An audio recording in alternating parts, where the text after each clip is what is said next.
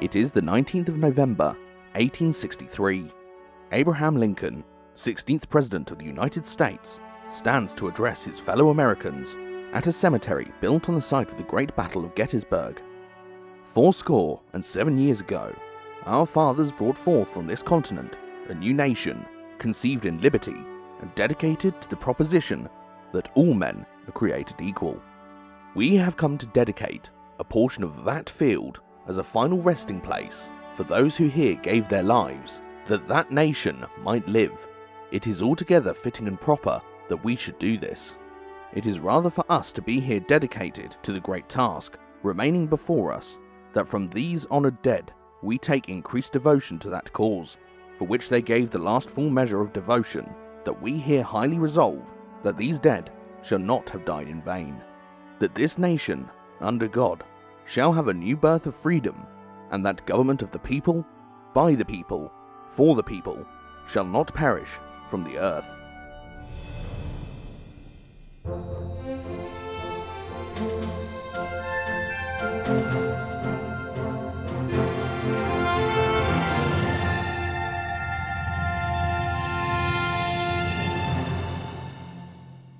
Before we begin, a quick word from our sponsor, Blinkist. Do you wish you were better read and informed about the deeds, ideas, and writings of some of history's greatest figures, but don't have the time to read lengthy books? If the answer is yes, then Blinkist is the mobile app for you, as it is comprised of a multitude of summaries from non-fiction books, which you read and listen to at your leisure. So, download Blinkist today, as the first 100 people who click the link in the video description will receive a special bonus of 1 week's unlimited access, as well as 25% off full membership. Blinkist and the People Profiles, bringing non-fiction and history to you.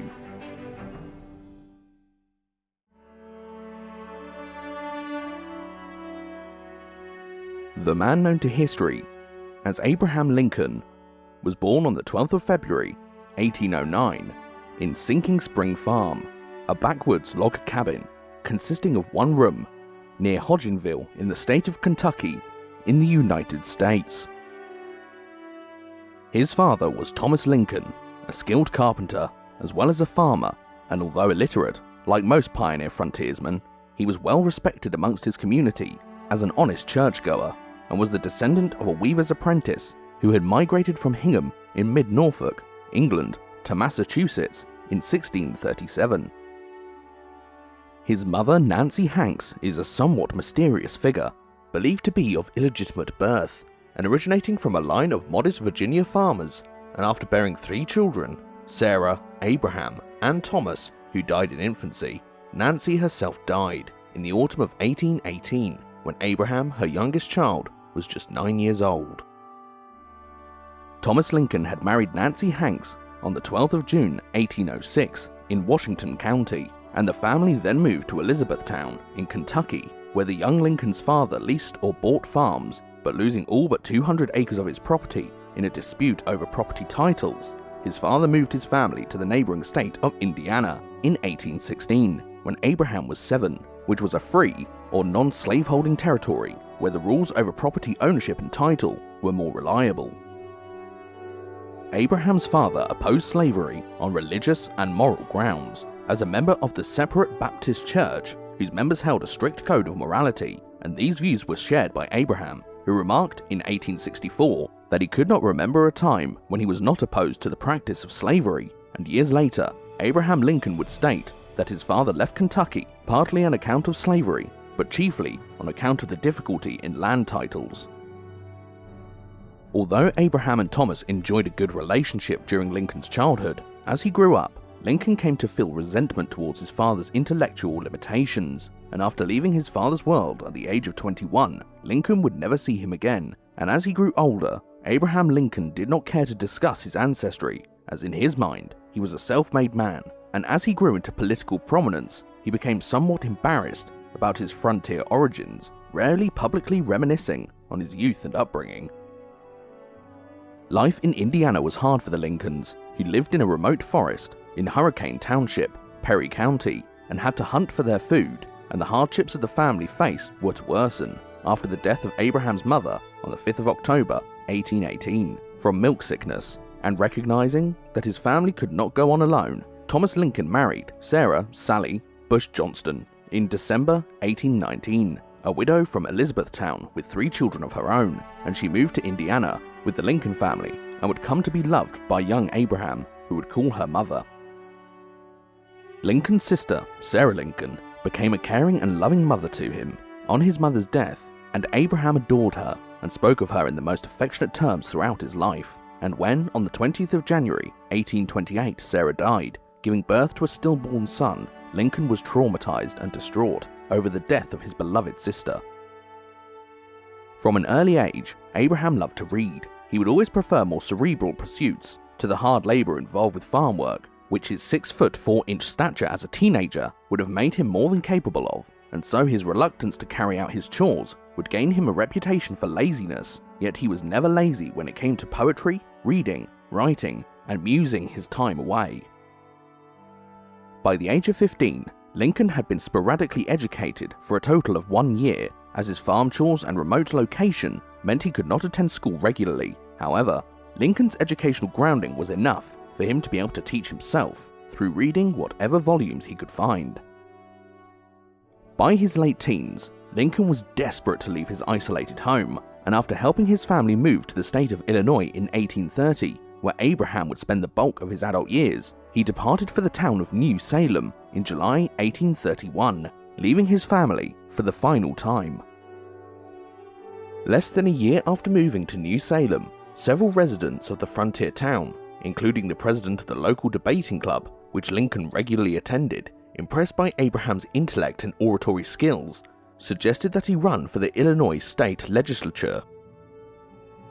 Lincoln announced himself as a candidate for the state legislature in March 1832, a demonstration of the 23-year-old's supreme self-confidence, and as candidates for the Illinois state legislature at this time did not need the backing of political parties or powerful patrons, he was able to apply independently. But nevertheless, Lincoln's lack of a formal education or of any government experience, and being barely known outside of his small community, did put him at a disadvantage in the election. Consequently, on the 6th of August, Lincoln lost his bid for the state legislature and was truly disappointed, noting years later that this election was the only time he was, quote, ever beaten on a direct vote of the people.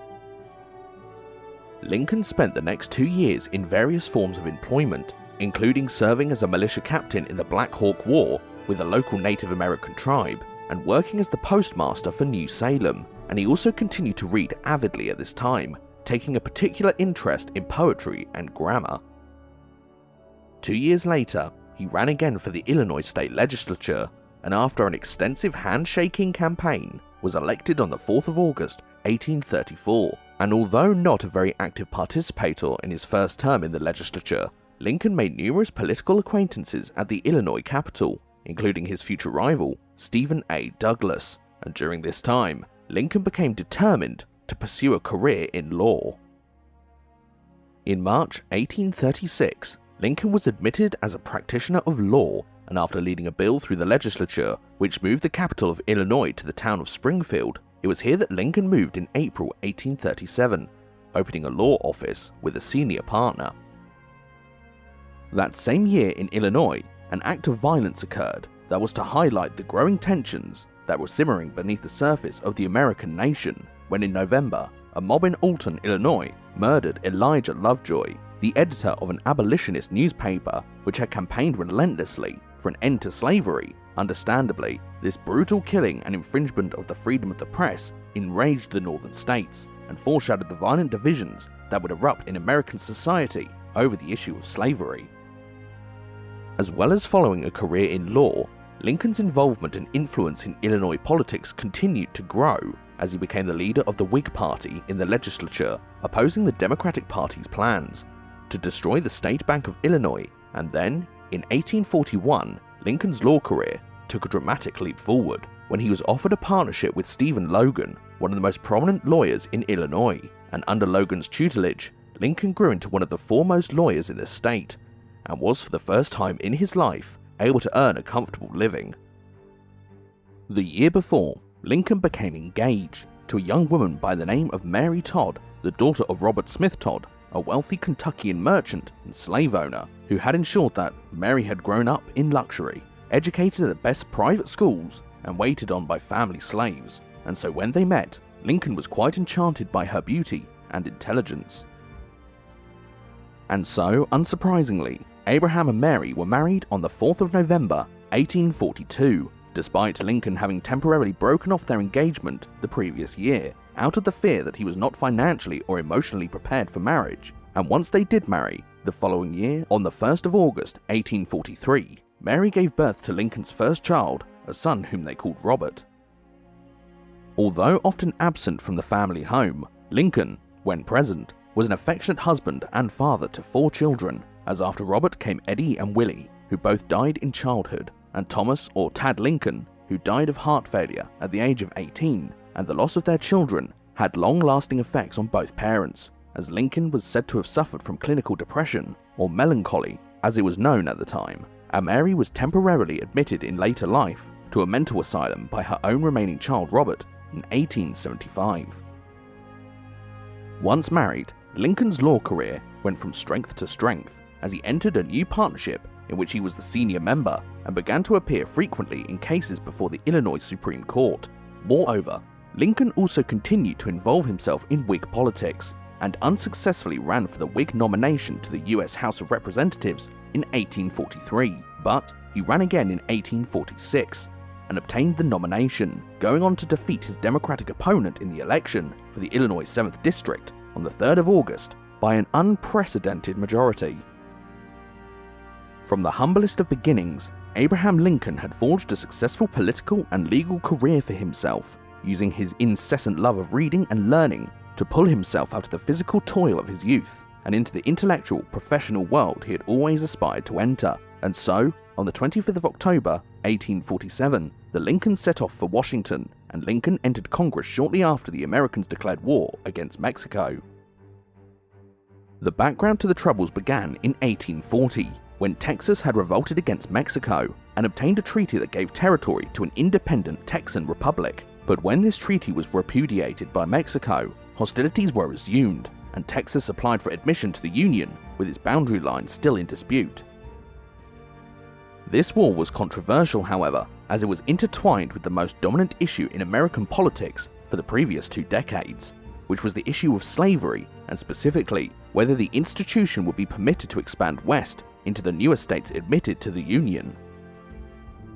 This debate revolved around not just the morality of slavery, but also the balance of power in America between free and slave states, and to ensure that there remained a balance in congressional representation between these states. And so, in 1820, the Missouri Compromise was created that prohibited slavery in all territories west of the Mississippi and north of the 36° 30' parallel, or the circle of latitude 36.5 degrees north of the equator, with those states to the south able to permit slavery, with the notable exception of Missouri, which lay mostly north of the parallel but remained a slave state. The Missouri Compromise was a stopgap measure intended to temporarily suppress the fierce debates about the extension of slavery to the West and the balance of power in Congress, and as Lincoln entered Congress nearly 27 years later, these debates were beginning to re-emerge with ferocity. Abolitionists, as well as Lincoln and the majority of his Whig party, regarded the war with Mexico and Texas's admittance into the Union with deep suspicion, as the territory that Texas was able to gain from Mexico in the war would be divided into any number of states, all south of the Missouri line, allowing them all to practice slavery. Lincoln spoke out against the war in Congress, but for primarily political reasons, decrying the warmongering actions of Democratic President Polk in getting the US involved in the conflict in an attempt to boost the Whig prospects at the upcoming election. As his term was only 2 years, and Lincoln had promised not to run for a second term, his experience in Washington was to be of little consequence to his reputation and stature, and so, when his term ended later that year, Lincoln returned to Springfield, determined to focus on his legal career, and his life of public service was seemingly over.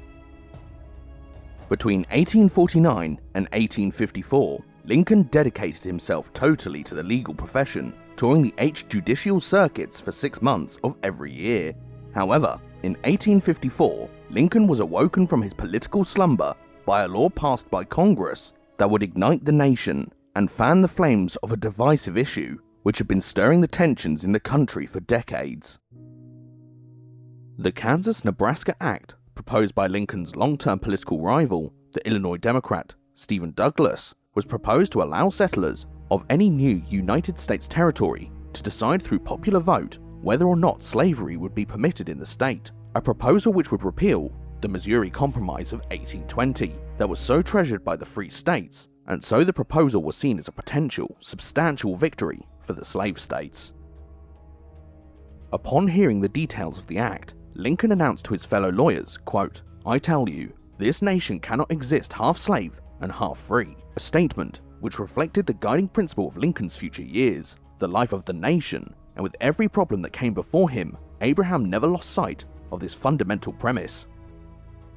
Provoked back into political action, Lincoln campaigned fiercely against the Kansas-Nebraska Act, and Senator Douglas returned to Illinois to make a series of speeches defending the act to his severely divided home state, but Lincoln spoke in opposition, replying to Douglas's speeches with supreme oratory skill, honed by his years in the courts of law, and in these speeches, Lincoln did not just attack Douglas's law, but rather the whole institution of slavery itself, insisting that slavery was immoral, unjust, and contrary to the Declaration of Independence and the wishes of the American founders. Meanwhile, the debates that had erupted over the Kansas-Nebraska Act since 1854 ignited a reshaping of the American party system, as the Democratic Party became the party promoting the extension of slavery, and whilst the Whig Party was disappearing into political obscurity, its members from the northern states joined the anti-slavery Democrats to form the Republican Party. Lincoln took an active role in the formation of this new anti-slavery party, delivering a speech at the party's first Illinois convention on the 29th of May, 1856, where he so mesmerized his audience that no record of this speech exists, so absorbed were the reporters who were listening. That November, the Democrat James Buchanan was elected president. However, the new Republican Party secured an impressive result, gaining 1.3 million votes, much to the alarm of the slave states, who insisted that, should the Republican Party win a presidential election, the Union would be dissolved. The tensions over slavery and its existence in the United States were already high, but they began to reach a crescendo in 1857, with the stunning intervention of the Supreme Court in the now infamous case of Dred Scott versus Sanford. This case concerned a Missouri slave, Dred Scott, who had been taken by his owner to the free states of Illinois and Minnesota, and then returned to the slave state of Missouri, where his master died, following which, Scott sued for his freedom on the grounds that he had previously been a resident of the free states. The case reached the Supreme Court, where Chief Justice Roger Taney spoke for the majority in declaring that this case was void, because as a black man, Scott was not a citizen of the United States, and indeed the court went further, declaring that all congressional laws, excluding slavery from the Western territories, were unconstitutional and void, effectively permitting the extension of slavery into the new American territories. But the northern states reacted furiously, and Lincoln spoke out against the decision, taking particular issue with Taney's claim that the Declaration of Independence did not include black Americans, in its assertion that all men are born equal. Lincoln, by now fully reinvested in politics, set his sights on the upcoming 1858 elections, where Illinois voters would elect members of the state legislature, who would in turn select the next senator, and on the 16th of June, 1858, the Illinois Republican Party nominated Lincoln to take on his great rival, the Democrat Stephen Douglas, who had defended the Dred Scott decision, and Lincoln's acceptance speech is one of the best known. "A house divided against itself cannot stand," he told his Republican colleagues. "The nation must be all slave or all free." To ensure he would gain an equal footing with his famous and popular opponent, Lincoln challenged Douglas to a series of public debates in 7 towns around the state, which Douglas reluctantly accepted, and today, the Lincoln-Douglas debate are amongst the most famous and significant political debates in American history, with these two master orators dueling one another in a contest that, though only for the Illinois Senate seat, reflected the political divisions that were tearing the entire nation apart. Indeed, the eyes of Republicans and Democrats across the country were fixed on this contest, and the debates attracted such large audiences that they had to be held outside, with audiences regularly in the tens of thousands, and during these verbal feuds, Douglas accused Lincoln and his party of being radical abolitionists, while Lincoln posed incredibly awkward questions for Douglas, forcing him to break with his party over the issue of whether settlers in new states could choose to exclude slavery, and Douglas's affirmation that they could went down well with the Illinois electorate and helped him to attain re-election, yet it estranged him from his party, preventing him from ever becoming president. Despite ultimately losing the Senate race, in November 1858, Lincoln's Republicans gained substantial votes in what was ordinarily a firmly Democratic state, and Abraham had forged a national reputation for his eloquent opposition to the expansion of slavery, yet Lincoln was stung by his defeat, and once again turned his focus back to his law practice, being desperately short of income. However, Lincoln had no intention of retiring from politics. Indeed, his eyes were set on the presidential election of 1860, where an increasingly popular Republican Party was without a leader to take them into the election. In late 1859 and early 1860, Lincoln made moves to expand his reputation in the eastern states, publishing a book of the Lincoln-Douglas debates, which immediately became a bestseller, and, furthermore, in February 1860, Lincoln was invited to speak to a Republican Union in New York, where he gave one of his finest addresses that captivated the crowd and gained acclaim from major New York newspapers. Following this, Lincoln then traveled to New England, speaking and gaining Republican allies far from his Illinois home. On the 16th of May, 1860, Republican delegates met in Chicago for the Republican National Convention and nominated Lincoln as their presidential nominee, narrowly edging Senator William Seward of New York, who would become Lincoln's Secretary of State. And although Seward was better known with more experience, Lincoln, it was believed, with his less radical views on slavery, was better placed to carry the swing states, where voters did not love slavery but loathed abolitionism. Lincoln was firmly against the expansion of slavery into the Western territories, but at the same time, he was against abolishing the practice where it already existed. And meanwhile, at the Democratic Convention, held in Charleston, South Carolina, on the 23rd of April, there were severe divisions between Northern Democrats in favor of Senator Stephen Douglas, and Southern Democrats who were angered at Douglas's remarks during his 1858 Senate campaign that people in the Western territories could vote to exclude slavery from the new states. The convention failed to come to a consensus, and so in a reconvened convention held in Baltimore, the Democratic Party split, with the Northern wing nominating Douglas, whilst the Southern wing nominated John Breckinridge of Kentucky on a fiercely pro-slavery platform. But, based on advice from Republicans, Lincoln ran a stay-at-home campaign, replying to the immense amount of letters he was receiving, and attempting to damage control false rumors about his record.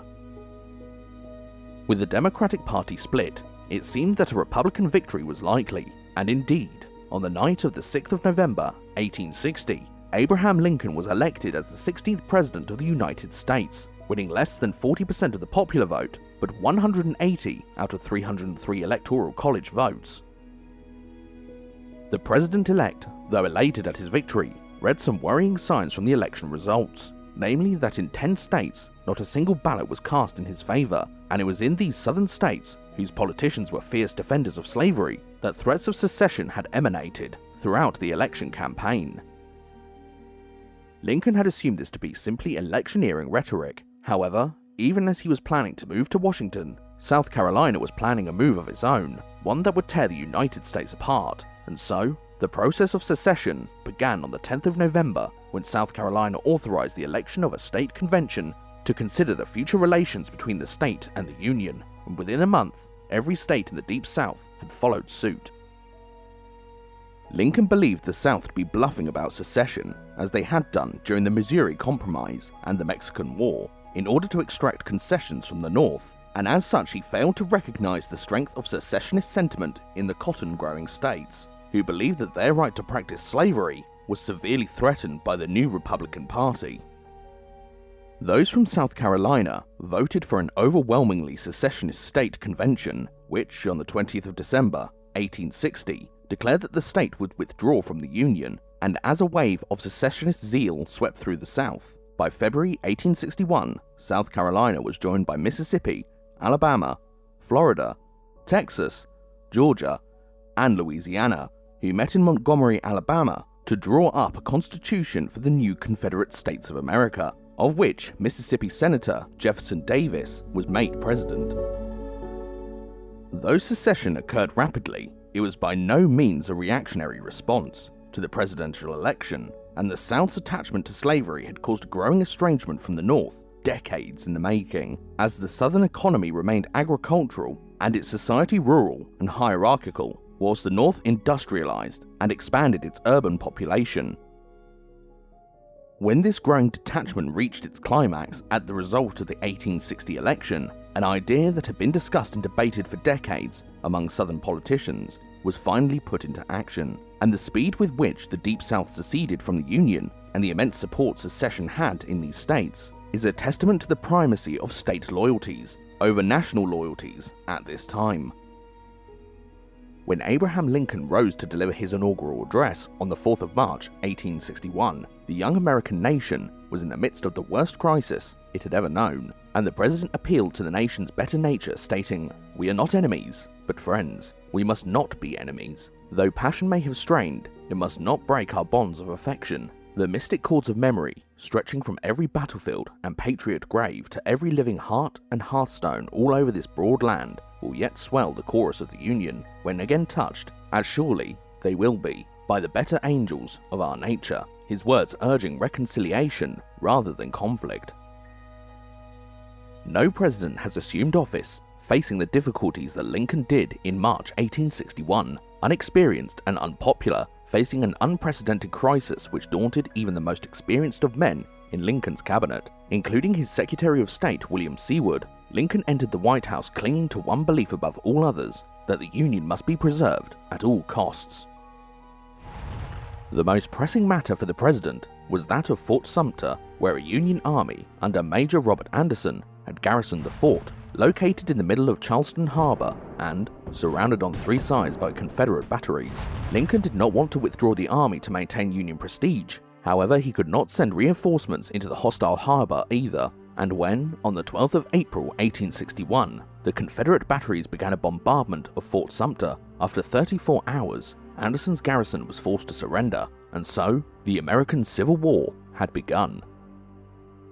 The fall of Sumter revived the Lincoln administration and the northern states, galvanizing them under a clear objective, which was to preserve the Union by putting down the Southern Rebellion. And on the 15th of April, President Lincoln called for the states to supply a militia of 75,000 men, and this was received with a wave of approval across the North, as nationalist feeling caused a surge of support for war with the Confederacy.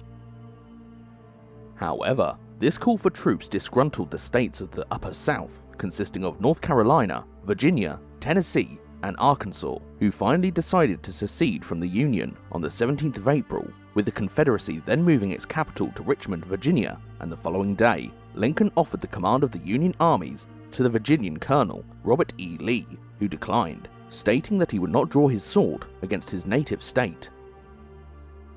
Growing in confidence in his position, Lincoln now took further steps to prepare the Union for war, proclaiming a blockade of Confederate ports on the 19th of April and expanding the Union armies and navies, and in his 4th of July address to Congress, Lincoln set out his view of the conflict, seeing it not as a war between two states, as this would imply recognizing the Confederacy, but as a rebellion, an insurrection of individuals in the southern states, who had betrayed the Union they were fighting to preserve.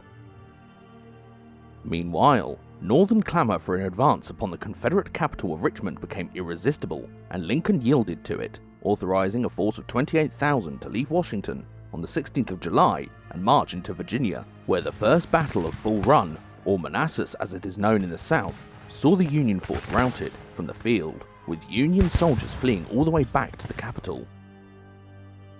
The defeat was a devastating blow to Union morale, and Lincoln immediately ordered General George McClellan, a graduate of the West Point Military Academy, to come to Washington and take command of the newly created Army of the Potomac, hoping to instill organization and discipline into the young volunteers of the Union Army. Much to Lincoln's satisfaction, McClellan appeared like the perfect man for the role given to him, and McClellan transformed the inexperienced band of eager Northern recruits into a disciplined fighting force, rigorously training his troops and keeping a watchful eye over their progress and well-being. Moreover, McClellan was admired by his troops, more so than any other Union commander throughout the war. But public opinion soon turned against the Union commander, as it became apparent that McClellan was extremely reluctant to use the Army of the Potomac that he had so skillfully crafted, and as summer turned to autumn, despite possessing a fighting force far superior to the Confederate army camped at Manassas, McClellan's forces were infuriatingly stagnant, drawing the anger of Congress. Lincoln's thoughts were soon turned away from the capital to across the Atlantic, where on the 8th of November, an American warship stopped the English steamer Trent and took 2 Confederate diplomats from her by force. And although initially applauded by public opinion and by Lincoln himself, the president soon realized Britain was outraged by this violation of international maritime law, and there was even talk of Anglo-American conflict over the issue. With extreme reluctance, Lincoln and his cabinet on the 26th of December agreed to release the Confederate prisoners to appease the British, and although this disappointed many in the North, the decision Lincoln made had averted the greatest threat, which was that the American Civil War would become an international conflict. The winter of 1861 to 1862 was a trying time for Lincoln and his administration, as Congress and the public grew ever more irate at the inaction of McClellan, who was with his large and costly army still laying idle on the Potomac, refusing to launch the autumn campaign that he had promised months earlier. And so, in January 1862, Lincoln announced to his generals, quote, "If General McClellan does not want to use the army, I would like to borrow it."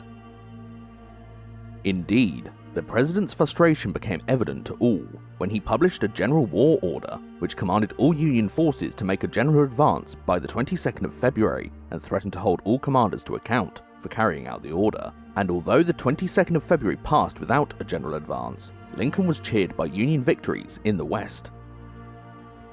Following the routing of Confederate forces in the Battle of Mill Springs in Kentucky on the 19th of January, General Ulysses S. Grant captured Fort Henry and Fort Donelson on the Tennessee River in early February, and with the Confederates abandoning Kentucky and most of Tennessee, a Union force occupied Nashville on the 15th of February. However, the positive news from the West was overshadowed by the devastating tragedy in the Lincoln household, when on the 20th of February, after becoming ill with typhoid fever, Lincoln's third son William died. His son's death was to take a heavy toll on Abraham, who wept for days and turned to religion for solace. In addition, Lincoln's despair was not helped by the utter devastation felt by Mary Lincoln, who took to her bed for 3 weeks at the news, and for months to come would weep at the very mention of her dead son's name. Meanwhile, General McClellan was finally preparing to move his Army of the Potomac, insisting on the plan to capture the rebel capital of Richmond with an advance from the east, despite Lincoln arguing for an assault on the Confederate army at Manassas. And as McClellan had very little respect for the president, or the notion that civilian authorities must outweigh military leadership in a democratic society, he insisted upon his Richmond plan. When McClellan's army at last took the field in early May, the general continued to test the president's patience, as his mistaken belief that the Confederates outnumbered him caused him to constantly ask Washington for more reinforcements, when in reality, the Army of the Potomac outnumbered the rebels by almost 3-1. The Lincoln administration was now desperate for military success, as apart from some small Western victories, the Union had barely dealt any damage to the Confederate forces, and in Congress the inexperienced president lacked allies, and furthermore, many European nations were coming close to recognizing the cotton-growing Confederacy, as cotton shortages began to cause unemployment in Europe. Lincoln needed a victory to shore up his support at home, and convince the nations of Europe that the Confederate States were a band of rebels that would soon be put down by the United States government. However, McClellan's Peninsular Campaign was a notable failure, being riven by indecision and despair at the imagined superiority of the Confederate numbers.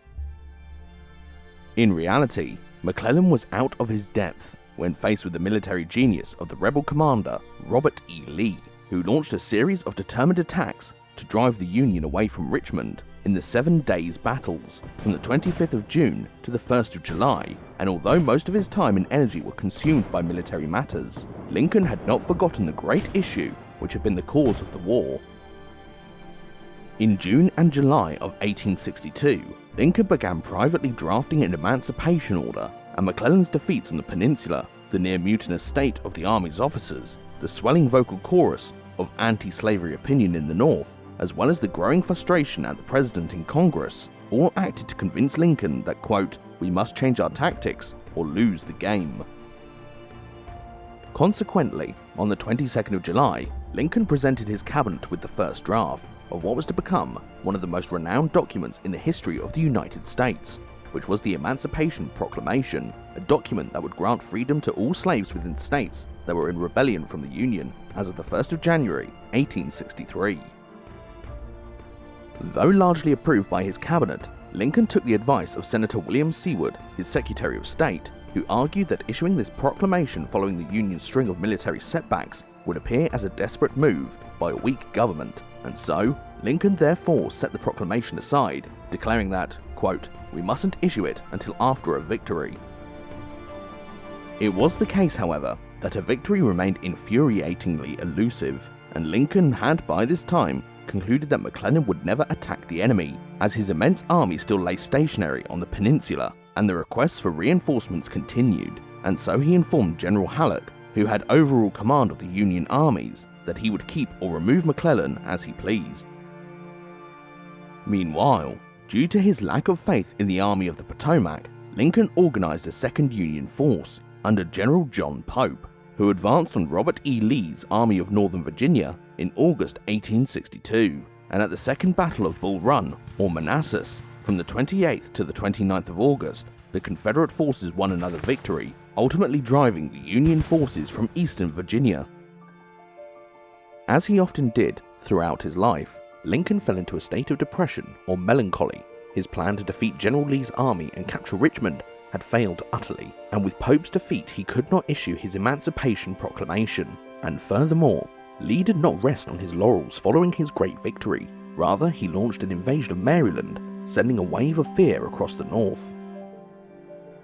As General Lee's army advanced, Lincoln seriously considered scrapping his proposed Emancipation Proclamation, believing that the Union must now fight a defensive war with a defensive policy on slavery, and he was encouraged in these thoughts by congressional moderates, but the president decided to, instead, entrust the matter to Providence, telling his cabinet that, quote, "if God gave us victory in the approaching battle, he would consider it an indication of divine will, and he would, quote, move forward in the cause of emancipation." This indication arrived on the 17th of September at the Battle of Antietam, where McClellan's forces clashed with Lee's army in the single bloodiest day of the war, and although not the overwhelming victory Lincoln had hoped for, the invasion was halted and Lee was forced to retreat back into Virginia. And then, on the 22nd of September, when Lincoln and his cabinet agreed to officially publish the Emancipation Proclamation, far from decrying the immorality and evil of slavery, this document cleverly portrayed the president's action as simply a military necessity to ensure the preservation of the Union. Nevertheless, whatever the motive or wording of the proclamation, the final line stated that on the 1st of January, 1863, all persons held as slaves in any state in rebellion against the United States would be forever free, and whilst abolitionists were jubilant, hailing the proclamation and the president, the decree met mostly a hostile reception. Southern Confederates and Unionists alike denounced the measure, as did Northern Democrats and moderate Republicans, who believed that Lincoln's actions would undermine the loyalty of the border states, who had remained faithful to the Union, and even many abolitionists, after their initial euphoria, came to dislike the proclamation as it failed to abolish slavery in states that had not seceded, such as Kentucky and Maryland. Meanwhile, McClellan once again stagnated, failing to pursue Lee's wounded army and allowing it to slip back across the Potomac unhindered, and when he eventually began his pursuit, the army moved at a snail's pace, taking 9 days to cross the Potomac River, and so, by this time, the president had reached his breaking point, and on the 5th of November, McClellan was removed of his command and replaced by General Ambrose Burnside, a 38-year-old West Point graduate. Ambrose Burnside, however, was not confident in his own ability to command such a vast army, and these self-doubts were soon vindicated when the Union Army blundered into a disaster at Fredericksburg on the 11th of December, engaging in a frontal assault against heavily fortified Confederate positions and sustaining 13,000 casualties. Lincoln, aware that Burnside's immense failure had caused a loss of confidence in government from the officers and troops, relieved him of his command on the 25th of January 1863 and replaced him with General Joseph Hooker, who was nicknamed Fighting Joe for his vigorous leadership style in the field. Amidst the continuing military woes endured by Lincoln at this time came a day that was perhaps the most significant of his presidency, and one that will be remembered by posterity, when on New Year's Day 1863 the president signed the Emancipation Proclamation into law. And although Lincoln had been hounded by self-doubt over the decree since its conception in the summer of 1862, he announced that, quote, "I never, in my life, felt more certain that I was doing right than I do in signing this paper." The final proclamation, as well as declaring the slaves of the South free, announced that former slaves would be accepted into the Union's armed forces, and thus black regiments began to be formed for the first time in the history of the American Army, with Lincoln actively encouraging the recruitment of African American soldiers, believing them to be the Union's decisive weapon against the Confederacy. And although General Hooker quickly injected life into the army with a bold plan to attack the Confederate rear, he was defeated at Chancellorsville in early May due to the military genius of Lee and Stonewall Jackson, and buoyed by the seeming invincibility of the Army of Northern Virginia, Lee launched a second invasion of the North, and by this time the president was distraught. "My God," he exclaimed, after receiving news of Chancellorsville, "what will the country say?" Lincoln and his administration began to come under intense criticism from Congress and public opinion, as Northerners tied the Lincoln presidency to the extensive pattern of failure and incompetence that had so far defined the United States war effort, and indeed there were also sharp divisions within Lincoln's cabinet, and the picture painted by Northern newspapers was of an administration rife with division and discord. This anger towards the administration was heightened by the passage of the Conscription Act in March 1863, making all able-bodied men between the ages of 20 and 45 subject to a call to national service, which many denounced as tyrannical, and indeed, this tension was most visible in the violent draft riots of July 1863 in New York City, where anger towards the conscription law and the administration as a whole led to 4 days of bloody protests.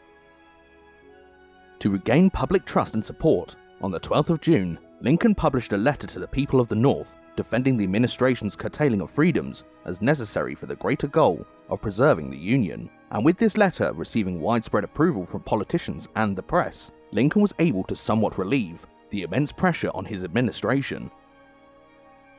And so, upon withdrawing Hooker from command, Lincoln was able to ignore the calls for McClellan's reinstatement and instead replace Fighting Joe, whose consistent refusal to obey commands had infuriated the president, with the experienced George Meade. And, as June turned to July in 1863, the fate of the United States hung in the balance.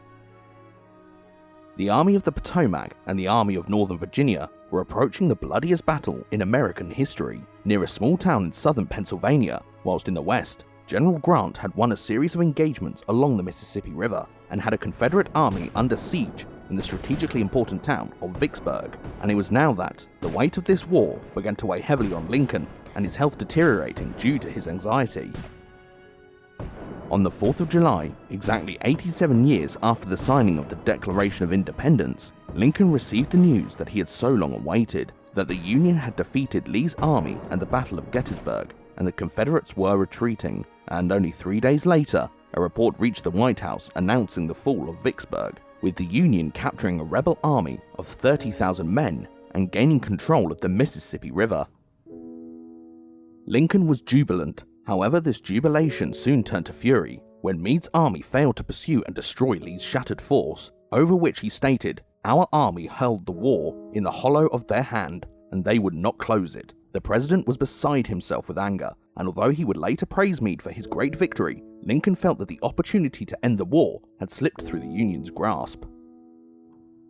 During the summer of 1863, Lincoln began to feel the need to outline for his fellow Americans the larger significance of the war and what it was the men were really fighting and dying for, as after Vicksburg and Gettysburg, it appeared that the end of the conflict was in sight, and his opportunity came on the 19th of November when the president was asked to deliver a speech at the dedication of a cemetery at the site of the Great Battle of Gettysburg. The address the president delivered that day is remembered as perhaps the most famous piece of oratory in American history, and in only 272 words, Lincoln evoked the past, the present, and the future of the nation, broadening the significance of the war from the restoration of the Union to the extension of equality and the fulfillment of the principles espoused by the Declaration of Independence to all Americans. Lincoln opened his speech by reminding his audience that 87 years previously, quote, "Our fathers brought forth upon this continent a new nation, conceived in liberty and dedicated to the proposition that all men are created equal." Then, he further asserted that the soldiers who fell should not have done so unnecessarily, and that it was the duty of all to ensure that this was the case. And he concluded, with words that would echo through time, that, quote, "This nation, under God, shall have a new birth of freedom, and that the government of the people, by the people, for the people, shall not perish from the earth." In late 1863, the President and Congress began to consider plans for terms on which the Southern states would be permitted to re-enter the Union, and whilst there were sharp divisions between radicals and moderates, the former demanding a drastic reorganization of Southern social and economic life to ensure a complete equality before the law for African Americans, Lincoln managed to satisfy both with his plans, proposing to maintain the territorial integrity and legal structures of the South, whilst promising to use complete emancipation as a requirement for re-entering the Union. His remarkable political dexterity allowed him to please both factions of his Republican Party, as well as the Northern public at large, and on the 8th of March 1864, frustrated by the lethargy of Meade on the East Coast, and impressed by the successes of the Union's Western armies, Lincoln bestowed Grant with the rank of Lieutenant General, a rank only achieved by George Washington and Winfield Scott, and ordered him to take command of the Union armies. Ulysses S. Grant was hugely popular in the North, and his appointment also yielded political benefits, as Lincoln had with this promotion eliminated a potential rival in the upcoming presidential contest, and in Grant, Lincoln had at last found a direct, businesslike commander who he liked and trusted, and with the help of Lincoln's suggestions, Grant developed a strategy of simultaneous massive attacks on the Confederate heartlands, a sharp break from the maneuvering of previous generals. Whilst Grant's Army of the Potomac began to advance against Lee's forces, on the 4th of May, 3 days later, General William Tecumseh Sherman launched his campaign in the west to capture Atlanta, and so with Grant throwing his army against the Confederates, losing 32,000 men in 2 weeks, with Lincoln's approval, the general continued to press Lee's army, despite shattering losses. Meanwhile, from the 7th to the 8th of June 1864, the Republican Convention met in Baltimore and nominated Lincoln as their presidential nominee for the November election. The decision in the absence of a serious competitor was near unanimous, and the convention also, upon Lincoln's suggestion, declared support for the creation of a constitutional amendment to abolish slavery across the entire nation. Despite this success, the summer of 1864 was an immensely difficult one for the president, as Union campaigns everywhere were stalling, and casualties were rapidly mounting, with Lincoln unable to shake the deep feeling of responsibility for the bloodshed. And as the bloody conflict drew on, with seemingly no end in sight, Lincoln's prospects for re-election appeared grim. Indeed, in late August, the president was convinced that his defeat was imminent. However, the situation rapidly changed when the Democratic Party nominated General McClellan as their presidential candidate in the last days of August on a platform dedicated to ending the war. But this platform was widely detested as a surrender and a betrayal of the Union cause, and Lincoln's prospects were further boosted on the 4th of September when news reached Washington that General Sherman had captured the vital Confederate stronghold of Atlanta. Consequently, on the 8th of November, Lincoln was re-elected with an overwhelming majority of the Electoral College votes, with McClellan winning just 3 states, the result being hailed as a great victory for the Union and for abolitionism. And with Lincoln's success, Confederate politicians realized that the Southern Rebellion faced certain defeat, and this defeat appeared imminent as Sherman embarked on a devastating march through Georgia, capturing the city of Savannah on the 25th of December. Shortly afterwards, on the 11th of April, Lincoln delivered what was to be his last public speech, detailing from the White House his plans for the reconstruction of the nation, announcing moderate proposals to restore the Union and eradicate slavery, and offering an amnesty to those resisting national authority, and allowing the immediate readmission of politicians from the seceded states into the national legislature. The president personally attempted to convince wavering politicians, and on the 31st of January, the House passed the amendment and submitted it to the states for ratification. At this point, Lincoln hailed this amendment as the cure for the root cause of the Civil War, conscious of the fact that should the South rejoin the Union before ratification of the amendment, it would likely never be passed.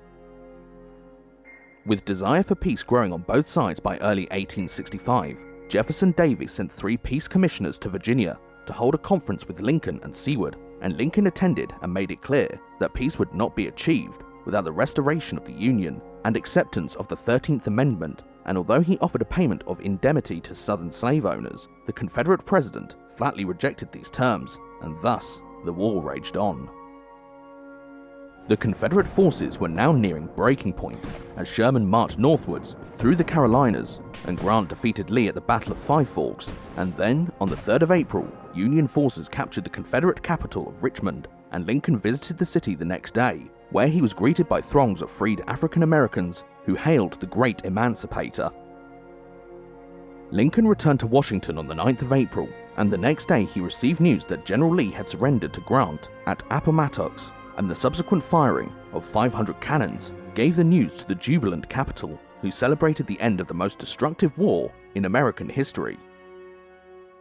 Although Congress had been a bastion of opposition against Lincoln during his first term, his triumphant re-election and continued Union victories meant that Lincoln was better able to cooperate with the legislative branch, and in this spirit, Lincoln urged that Congress pass the 13th Constitutional Amendment prohibiting slavery across the nation.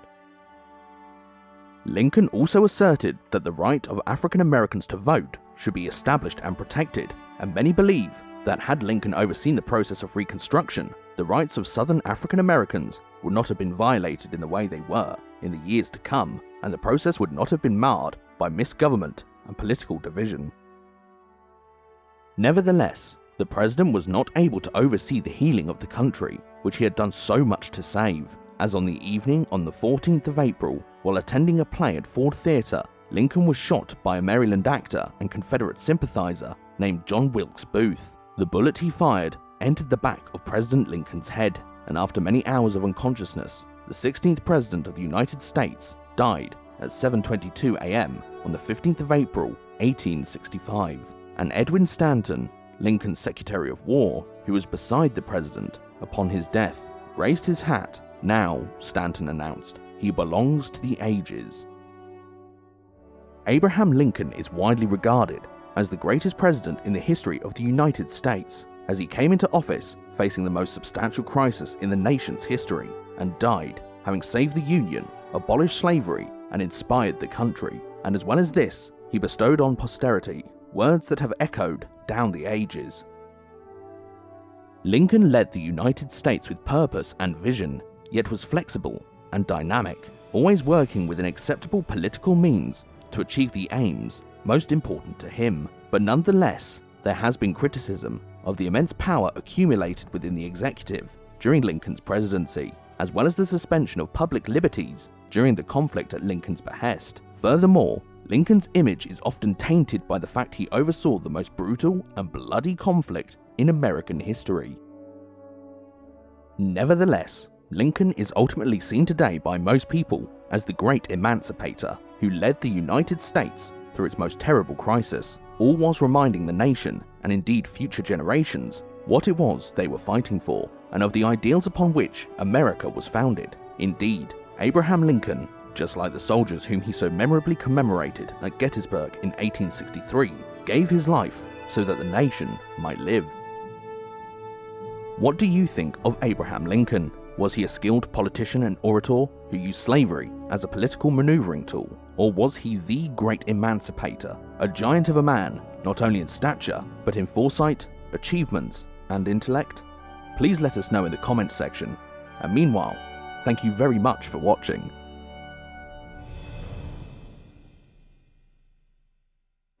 Many thanks once again to our sponsor, Blinkist, the mobile phone app which condenses complex non-fiction books into easy-to-understand bite-sized summaries. for you to listen to or read at your leisure. 2 books we particularly recommend cover the leadership and assassination of Abraham Lincoln, both of which can be listened to or read in a matter of minutes and contain fascinating essential insights into both the life and death of the great man himself. So, if you would like to expand your knowledge in the shortest possible time, then download Blinkist today, but act fast, as the first 100 people who click the link in the video description will receive a special bonus of 1 week's unlimited access, along with 25% off full membership. Blinkist and the People Profiles, bringing history and non-fiction to you.